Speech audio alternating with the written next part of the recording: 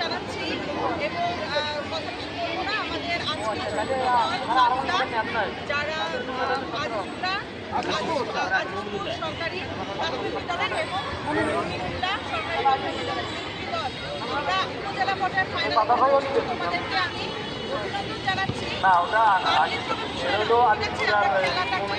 খেলার মতো দেখবো এবং এই যে আমরা সবাই ভাগ দিলাম তার মানে কি একটা ভাতৃত্ব খেলাধুলার মাধ্যমে তোমাদের মধ্যে জাগ্রত এই আশাবাদ ব্যক্ত করছি। সবাইকে ধন্যবাদ।